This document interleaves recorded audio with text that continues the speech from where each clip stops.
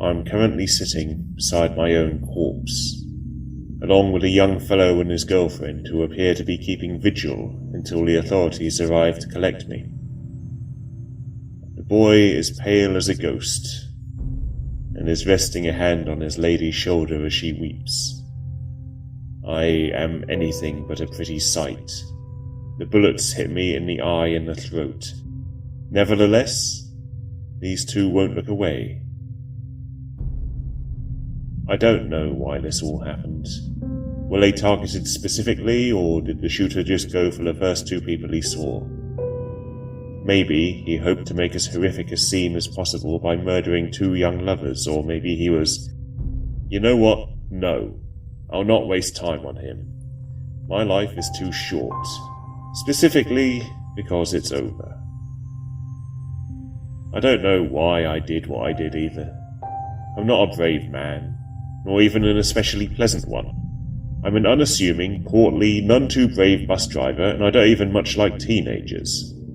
In my 13 years on the local bus routes, I've had to endure their littering, their ill manners, and, worst of all, their misguided belief that they can sing.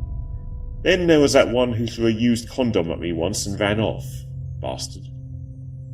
If pressed, I'd realise that I was no paragon of virtue at their age either, and also grudgingly admit that they would grow up eventually.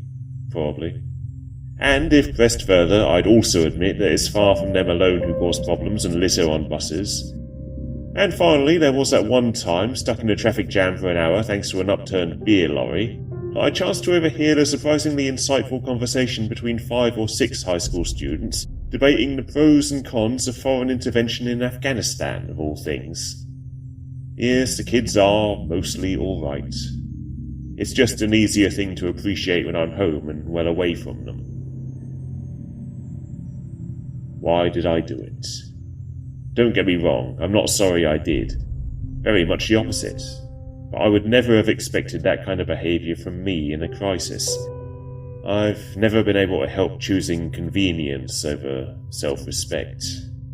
If someone cuts in ahead of me in a queue, I figure I'd lose more time trying to argue the point.